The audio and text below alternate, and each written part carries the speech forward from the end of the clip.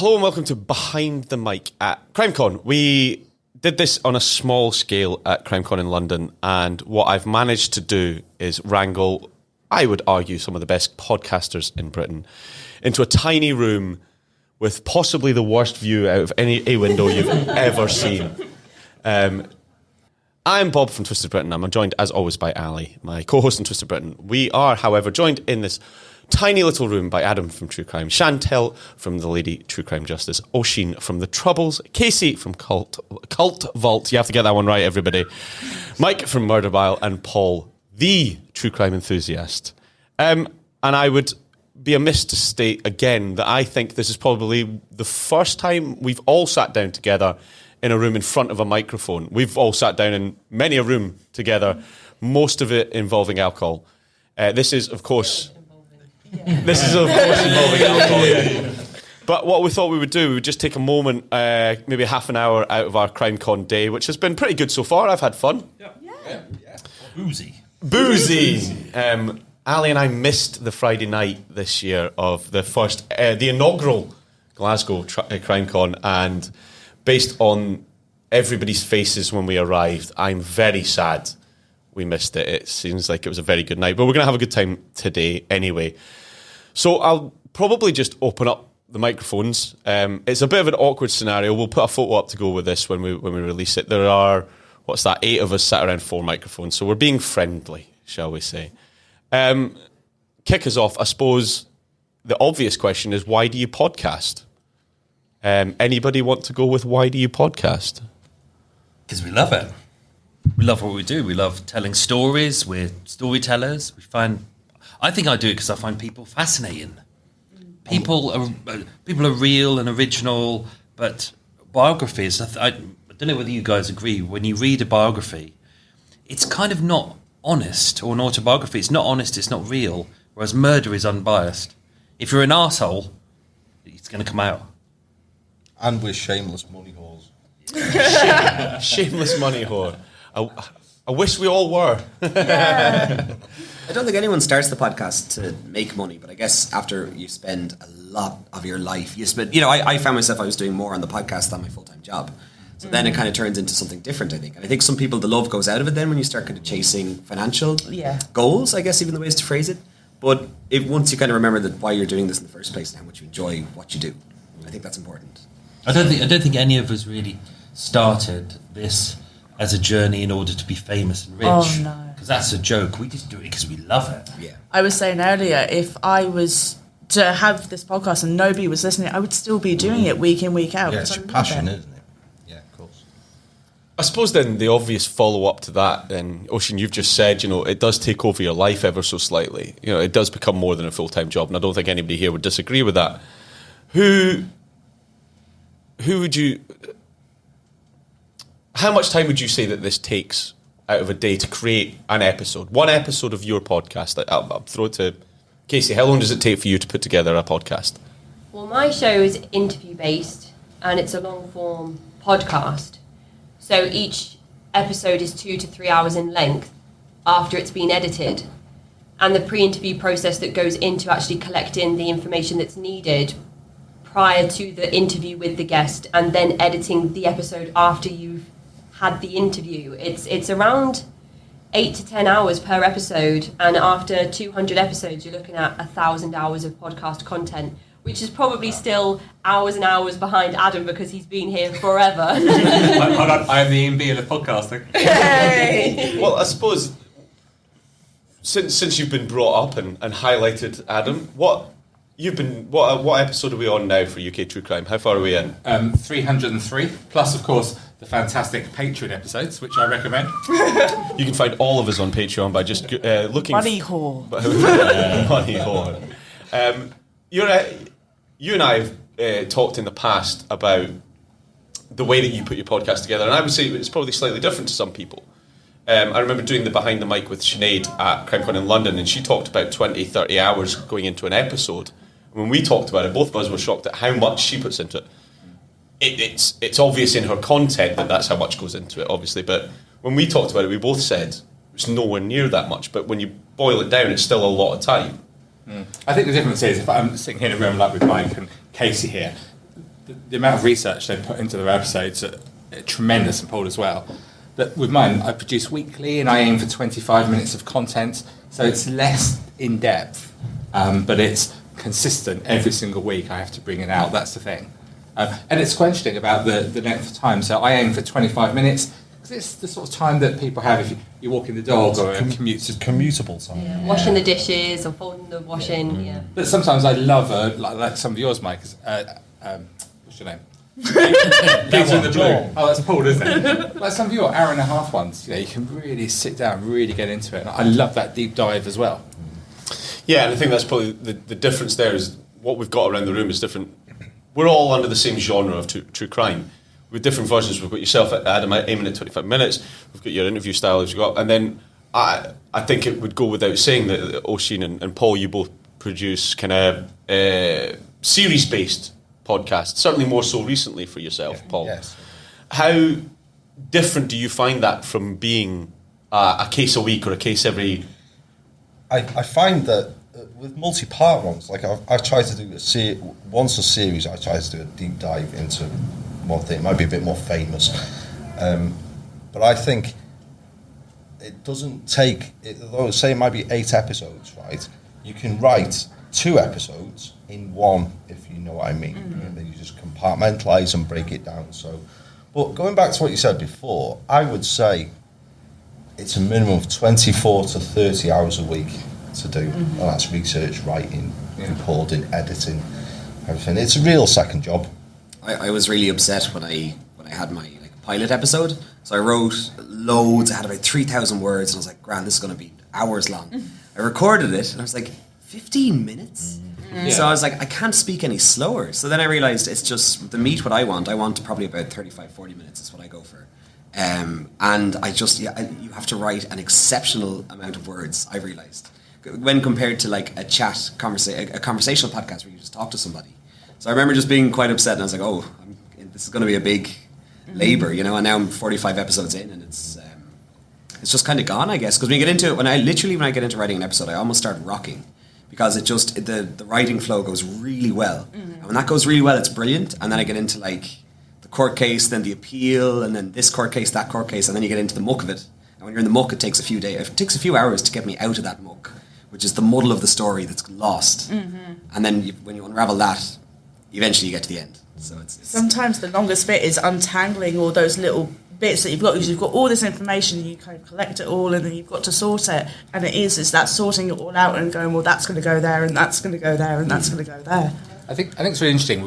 A lot of people we know that started podcasts, especially during lockdown, and those podcasts, what's it called, pod fade, isn't it? Yeah. They're not still producing it, because as Paul has said, even for my shorter podcast, I still reckon it's 15 hours on each episode.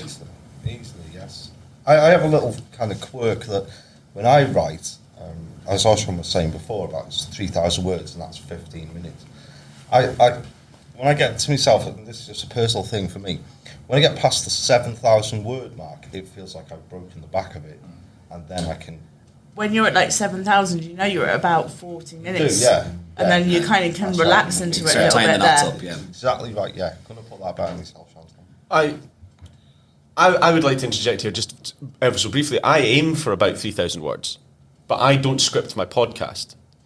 Ali and I both, I would say, have a completely different take on how we do things. Ali, you would write a script. I script the entire thing. I do it like most people. I do 4,000 to 5,000 words, and that'll do me maybe half an hour. But I've got Bob as well to bounce off of, so it's almost like half of an interview style. Yeah, whereas I don't write a script at all. I do a shed load of... So my research process is listening to content of other people who have maybe coloured cases, and be that other podcasters.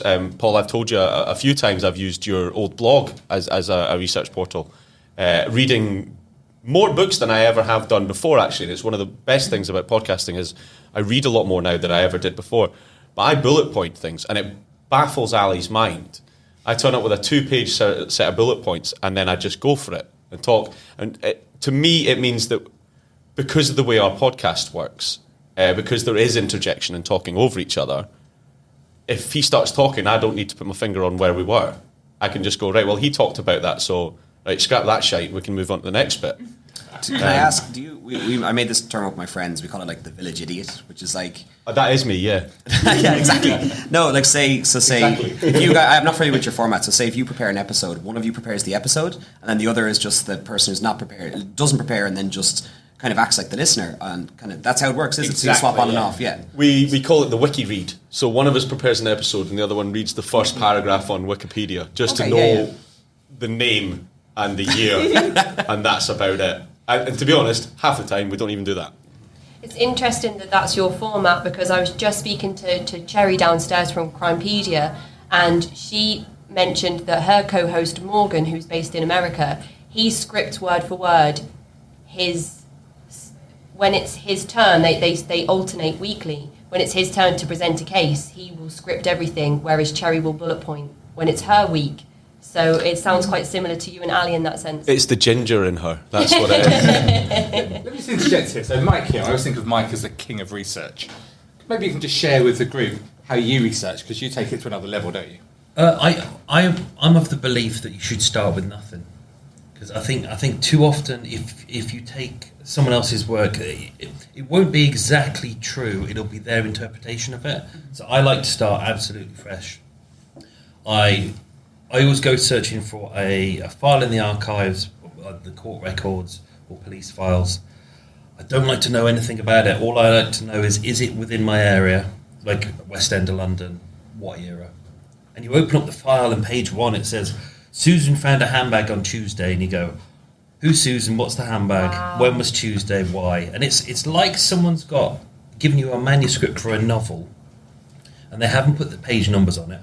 And then they've dropped it on the floor, and suddenly you have to start working out what everything is. That's what I love. When you're doing that, when you're going through those primary sources then, because you're going in completely blind, how many times do you get like halfway through going, oh, no, this might have potential for a thing, and then for it to just drop? How many times does that happen? Yeah, quite often. That would frustrate me. I've got to a point now, in the old days I'd have to read every page, but now it's got to the point where I can quickly assess it. Yeah. And I've got to the point of now being able to pick up the file and just go, okay, I know that there's going to be one document in here that I need to read first, so I need to find that and go in reverse. So yeah, I love it. But I think it's useful to know as little as possible, but that's just my method. I've always found your take on what you do in your podcast really interesting. I'm sure we've probably talked about this over a few beers in the past, probably. Really? It's not as if we don't do that. Have a drink, we'll come back to you. And I know the answer to this, but I find it really interesting that you started with literally a square mile or a street or a mile of London, and you've created essentially a life off of that mile from your tours, your podcast, the whole lot. Is there an end to that mile, or are you just going to stretch it out? See, when I started doing the walking tour, it was a 2-hour tour, and I thought, I hope there's enough murders in order to do a 2-hour tour. And literally, you just do a short bullet point for each case. Now it's got to the point where I keep going back to the nucleus. So it's not even the square mile; it's 5 streets within the square mile. And it's to the point now I'll be doing a live show next year where I'm focusing on one street, and I've got a 2-hour show of every murder that's been on this one street. Wow. And I don't even know if I can contain it into 2 hours. So now you're saying, please, no more murders. Unless they're funny. I'm going to say, please, no more murders. I think that I would happily run out of content for true crime podcasting. We've got enough content as there is. There would be the history of murders. We can stop now. Does anybody else want to share where did we come from? Like Mike says, he started just by looking at a street. Casey, where did your podcast come from? What made you do it? Well, actually, my podcast was born in lockdown, but it was different in the sense that we just had our first child, who was 4 months old, and my partner was a key worker, and I was just tearing my hair out in the house. I suddenly had this huge identity switch. I went from being Casey to being Casey the mum, and everything revolved around this responsibility that I had. My everything in my life had obviously turned upside down, but different to new typical parents, because we didn't have help from family coming in. Nobody could leave the house. So it was really something that would be for me. Personal, yeah. Something outside of breastfeeding and nappy changing and trying to get sleep when the baby would never sleep, that sort of thing. And so I tried cooking and almost made my partner sick. And then I tried knitting, which bored me almost to death. So I switched to podcasting with the intention of covering unsolved mysteries, which was just something that I personally found interesting. And then somehow ended up on the subject of cults. So, but I have found every single person that I've spoken to so absolutely fascinating that I can't see myself hopefully being one of these podcasts that just kind of fades out after we come finally out of the very end of the COVID era. Well, you're locked in this room with us now for the next 10 You're days. not allowed to leave. We're not going to let you stop. That's it. Chantal, you had an interesting journey through podcasting. Personal for you, was it to start? In a way, I've come from a background of a lot of violence and kind of not it being quite even. So I've never been normal. And to me, all that kind of murder and crime and things like that, I'm very desensitized to it. So I can look at a lot of it and it not really affect me. And I listen to a lot of true crime. I listen to both like Adam and Paul and Mike before, and I listened to you guys before I started. Did. I Thanks did. for adding in there. Thanks. No, I was just trying to think. Before I had started, I had listened to you guys, and I'd taken like a year of false starts of like wanting to do it, just never having the confidence to do it. And it was part kind of, I've got a drama degree. I'm not using my drama degree anymore. My identity was wrapped up in my kind of family life and having something extra, and then kind of doing it. And I didn't tell anyone. You made me tell people, Adam. And then the rest is history, and I wouldn't ever want to stop. Even if I only got like 6 listeners, that would be it. I'd still do it. So I'd like to pull this back to somebody else in the room who didn't start podcasting because he wanted to. Alistair, how did you start podcasting? I started podcasting when you asked me to. Because you were obviously doing Twisted Britain with Nadine, and it was fantastic. Thanks. It was very, very good. Almost as good as it is now. Almost. I'll tell her you said that as well. I'll stand by it. It's one of these things that I had to twist your arm to do it. And actually, when we went to Crimecon, the first time we went to Crimecon in London 2021, you pretty much had no idea about true crime. But without speaking for you, I would say you found a network of people that you enjoy producing content for. Oh yeah, fantastic people. And although I didn't have a background in true crime, history was always a huge passion of mine. And so I got into it more to tell stories. So much that quite a few of my cases to begin with contained almost no crime. Literally none. My 2 stipulations from Bob were it has to be British and it has to be crime. And I've failed on that a good half a dozen times. I'd like to point out the episode that you did about a French pigeon that now has a Victoria Cross. Great story. Great story. Can't remember what episode it was, but we'll come back to it. As I said just previously, Paul, you started with a blog. Yeah, I started with a blog. Which ages you quite... I started on MySpace. Yeah, Tom's still my friend on there.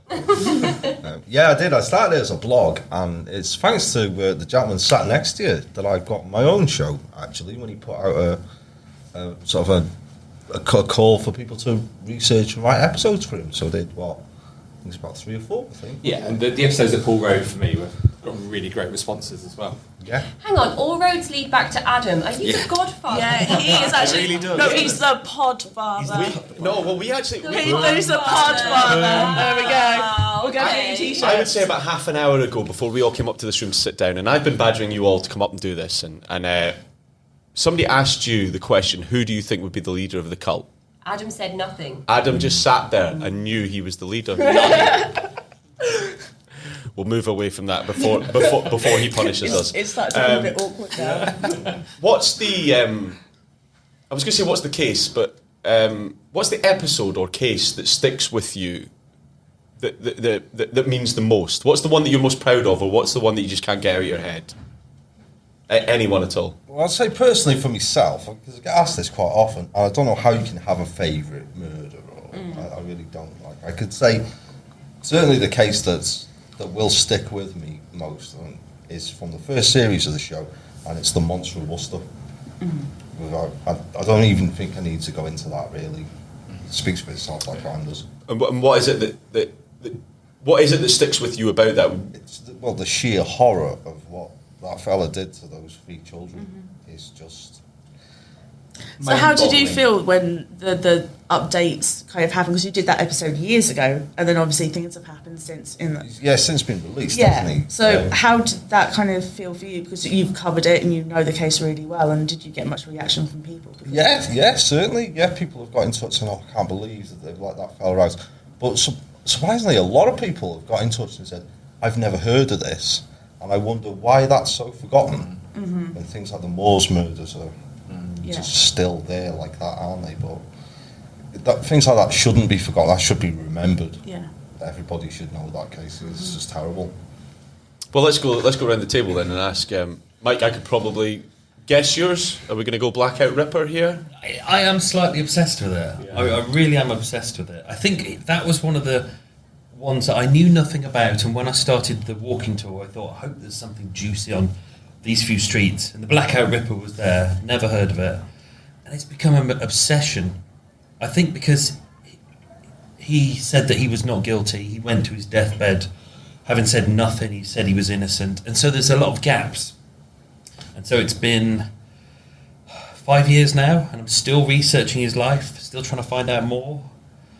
I would just want to know why. Why did he do such abhorrent things, and how could he be so evil to one person, and then the minute afterwards be regarded as an utter gentleman? I think that's going to stay with me forever. Because he was an arsehole. Utter piece. I was saying to Paul as Paul was driving me up, the only thing I hate about the Blackout Ripper is when I went back to do 2 episodes on his earlier crimes, potential crimes, I hated going back into his head. Because in order to understand some of these monsters, I think quite a lot of us do it, that we have to think as them and think about what their perspective of how they see the world. And sometimes it's horrible just to be in their shoes. That was cheerful. Thanks, Mike. Tumbleweed. Casey, I suppose maybe for you it's slightly different though, isn't it? Because it's interviews. So what's the best interview? What's the one that you've come out of and gone, yes? I'm not sure. There was a few.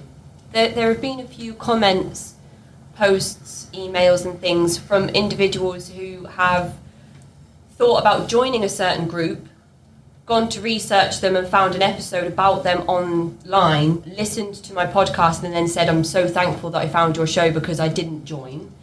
And in turn, people have come out and said that listening to other survivor testimonies on my podcast has been the catalyst for them to actually leave the group that they were involved in, which is huge.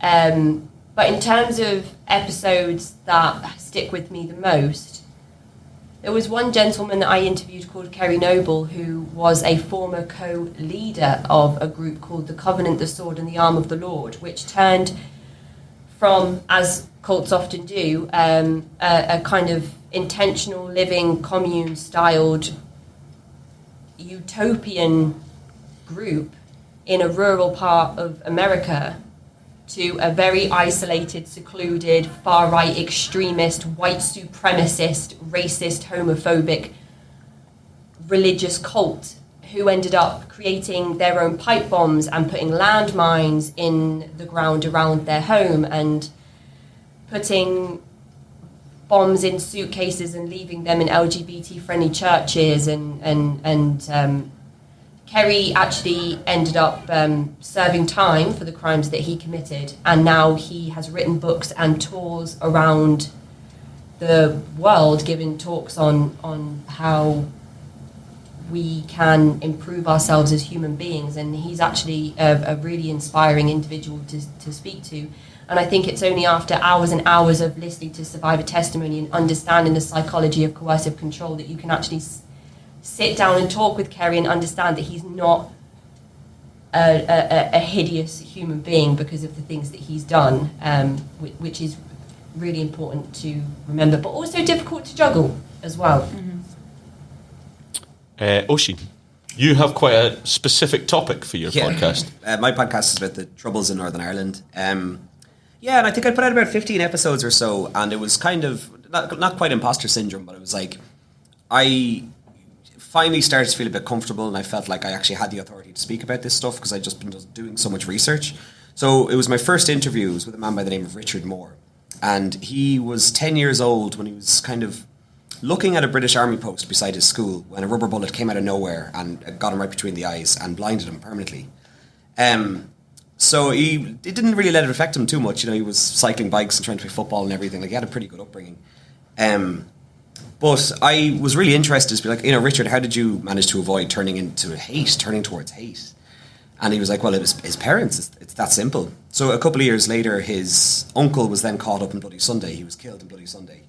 So he just vividly remembers when he was upstairs in his room as a child and his brother was screaming. His brother was 17 or 18, screaming at his mother. They murdered my uncle. They blinded Richard. We have to get them back. We have to essentially say joining the IRA or something. And his parents were just firm. They said, no, we don't turn to hate. We don't turn to this. And it was a really, really powerful interview. And it just really stayed with me, kind of. And Richard has gone on to have an amazing life. Like, he owns a radio station. He has a charity in Africa. He just lives to share goodness and happiness. And though his life has been so affected permanently, he never turned in that direction. And he's almost like a lesson that it doesn't necessarily hate, doesn't have to lead to more hate. And I think that was just really powerful for me. I was literally in tears after the interview. It was a very, very intense interview. I don't think I'll ever match it again, but he was just such a beautiful speaker. You know, I don't think I had to do much. Just talk gently to him, I think. I remember you telling us about that interview at Crimecon in London. We were talking about it, and your passion just there, and when you were talking about it before, shows how much that interview meant to you, and the content that goes with it is just incredible. Yeah. It's also a very tricky subject. We'll come back to that in just a moment, however. Chantal? Every single one sticks with me because you live them. While you're researching them, you are living them. But for me, I suppose my 2-year anniversary one, I did Patricia Hessler. She was murdered by her solicitor, who was also her lover. But she just had just one failure after another failure to her. She wasn't doing it, and she clearly had become troubled because of her life and kept making these wrong turns.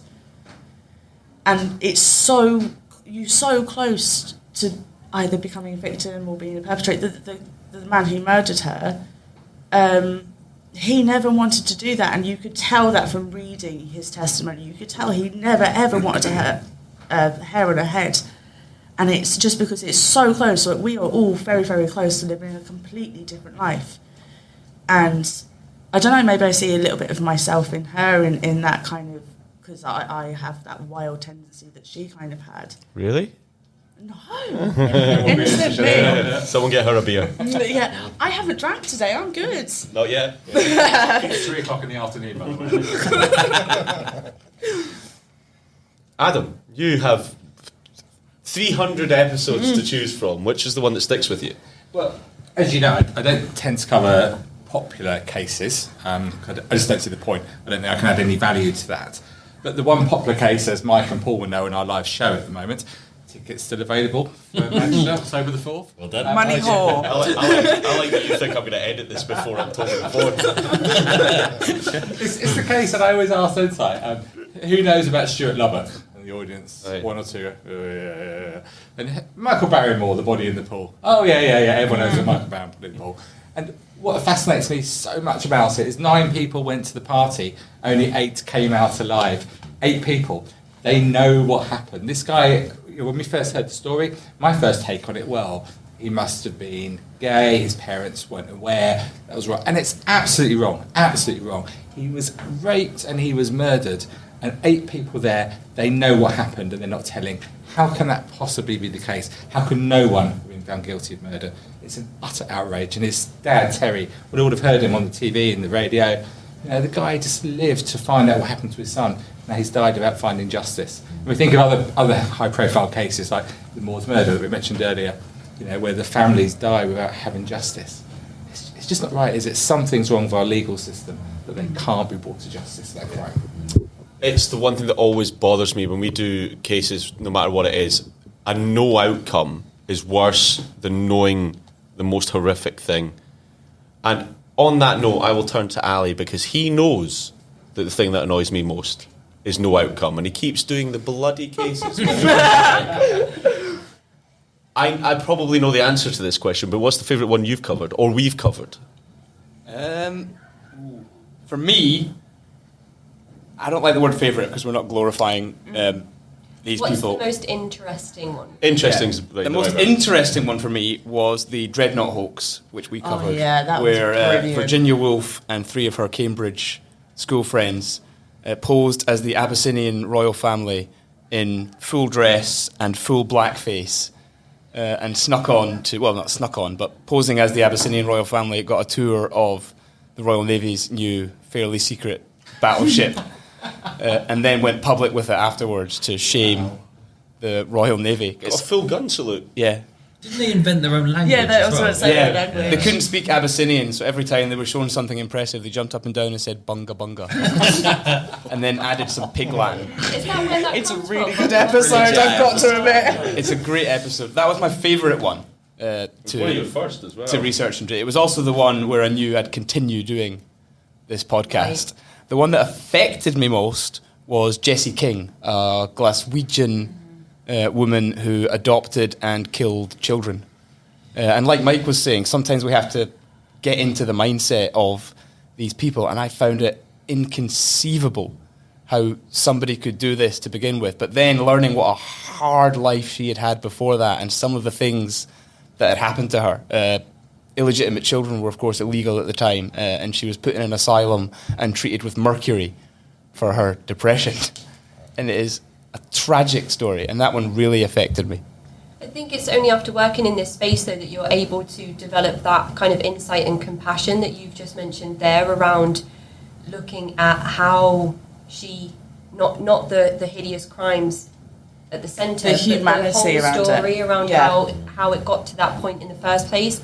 And that's exactly the same when you're talking with cult survivors who have recruited other people into coercive environments or have not gone to the police with reports of child abuse and things like that. So I think that's really important to mention.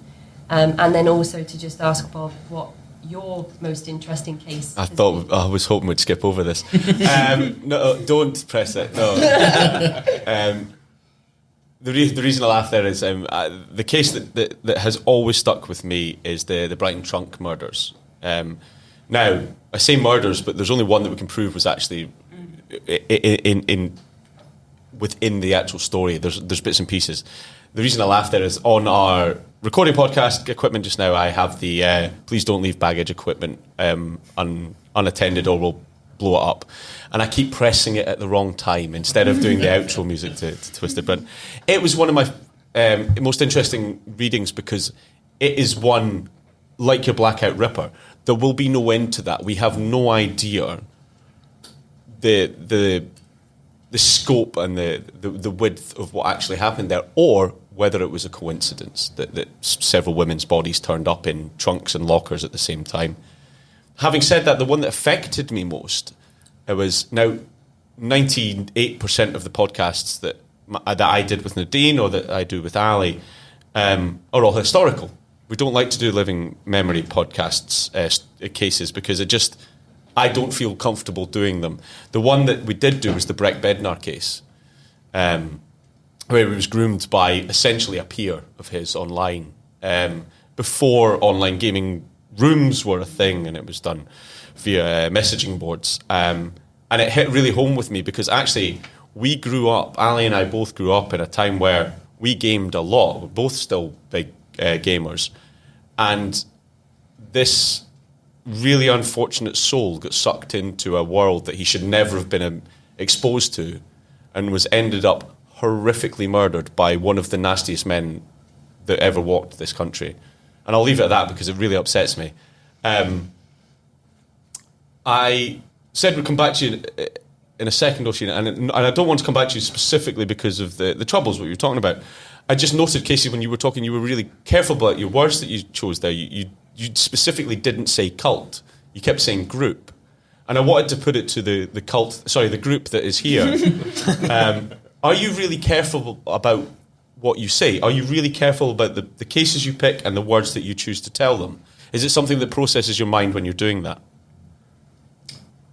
There are certain cases I won't touch. There are certain ones because, like you, I don't like doing living memory ones if I can help it. But there are certain ones that I can't touch because I contact families if I can, and I ask, and sometimes they say no, so I'll never do those ones. But there are certain things that make me uncomfortable. If I know somebody could possibly have parole, and I would think of them like that, that would put me off just in my head, mainly because I have a family and stuff. And I don't think anything actually would happen, but possibilities are always a thing. And because of podcasting and stuff, you do become hyper alert to what you do and what you say. And there are certain words you wouldn't say. And I've been pulled up on, I think I was speaking to somebody earlier, I'd had a comment from somebody who had listened to the show but weren't a follower or anything. And they were like, why did you say completed suicide instead of committed? And having to explain that, and it's just about being respectful. I think everybody here certainly is just about being as respectful as possible. So when it comes to wording, for me, that's what it is. I think also knowledge as well. I find that sometimes when I go through like court records or the police files, I've worked out that I'm in a very privileged position that I know more than the family knows. And it's a really fine line. Quite often families will get in contact and will say, what you wrote was bullshit. And then I have to go through the whole process of saying, actually, what you know is only a version of what you've been told, and it's not entirely true. And that's really difficult to say to someone, the person you loved and the person who's no longer there, who can't fight for themselves. Now, what you know about them is probably not true. They may have lied to you, or they may have skipped over some details. So it's difficult, isn't it? I need to be very careful with the words that I use, and it's a bit of a pain when I'm writing because you have to be. It's such a sensitive topic, and what people in the UK would call a terrorist is what people in Northern Ireland might call a freedom fighter. You know, so you never want to convey bias. If I feel like if I convey bias, then the integrity of the podcast is gone. So I can't convey bias. I have to be very careful with the words that I use to try and I just keep imagining it's a tightrope and I'm trying to stay on the middle. With even like assassinate versus murder, killed versus, you have to be so careful with the words that you use. Plus, I have no understanding of libel laws, so I try and stick with people who are, not around anymore. I have no idea how I'd write about Jerry Adams. Oh God, no idea. So we'll just wait a few years. It's a wonderful point to move on, I suppose. We've been talking in your ears for a wee while now, and we'll come to a wrap up. But I would like to pose everybody one question before we do. If you sat here now, had never started a podcast, but you know what you know now, would you have started a podcast? Would you start a podcast now, Adam? Yeah, I'd start a podcast because I know it's a lot of work, and sometimes when you're tired and life happens, it's a bit of a pain. But look at the guys we're sitting with, the people in the room today. They've started off as people we just knew of their podcast, they've become friends. And it's one of those things that when I started a podcast, I thought, am I going to be in competition with other podcasters? But we've discussed this a lot here. We're not in competition. We share listeners. There's enough cake to go all round. And I think it's a really nice community. I don't think I would ever give this up. There's always going to be a bit of me that would want to do it anyway, so I would have been doing this either way. And it's like what you were saying about the fact that we have a little community here. We're not competitors, and we can all kind of lean on each other. There are times where we cross over on cases and things like that, but we all have different skills and we all create different shows, completely unique to us, and I think that's what's brilliant about our community. Well, unless you do the Murder Mile area of London. Stay out Soho. It's the only time he's been sad at me when I did the Blackout Ripper in one episode. Yeah. Oisin? Yeah, I'd say absolutely, absolutely. I can't like paint a picture. Awful, absolutely awful. But for me, I've never felt such a sense of satisfaction to essentially be a creative, even if I'm writing a very dense, murky piece. You're creating absolutely nothing. You're making something. And of course, when you hear feedback, it's wonderful. It's really wonderful when people reach out. Rarely that they do, but when they do, it's just so satisfying. You know. Yeah, hitting the upload button after the graft of putting an episode together is probably one of the most. It's like a hit on the old. Yeah. You're probably you're the newest starter of us all. I think I probably am. Yeah, I really love podcasting. I really love the format that podcasting takes.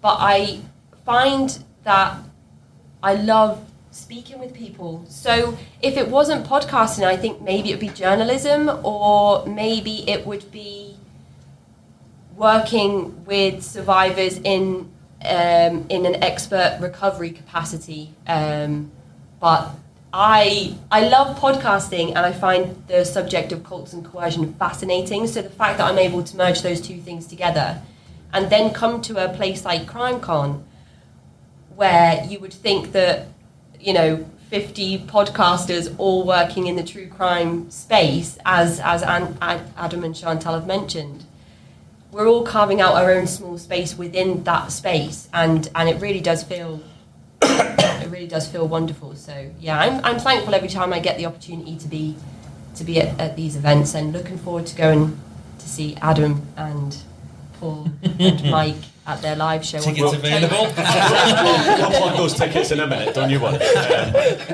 Mike, would you start a podcast now knowing what you know? Absolutely. Every single thing creative that I've done in my life has led to this moment.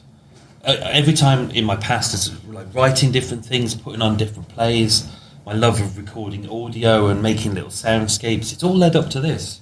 So I don't know what's coming next, but this is like a cherry on the cake. It's wonderful. And as we've all said, even if our podcast network collapsed tomorrow, all of us in this room would still be doing it. Not making any money and still doing it because we love it. Paul? Yeah, there's nothing else I can add really that the rest around the table have said. I'd certainly start it tomorrow again. Yeah, it's my passion, and as Casey said before, when you upload, you get that buzz, don't you? And seeing some of the feedback about how they touch people, and we're lucky enough to have Patreon now as well, aren't we? It's absolutely wonderful thing. What experience. Could I convince you to start another, Ali? Knowing what I know now, Yeah. absolutely. It's fantastically rewarding. It's one of the most rewarding things I've ever done. But I certainly can't imagine doing it by myself or without you. And it's true. That's because I do all the editing. This gives me a great opportunity to thank him as well, because I certainly would never have started a podcast without being pushed by Bob to come and join him. Yeah, he's in a cult. Shush. Yeah. I wouldn't.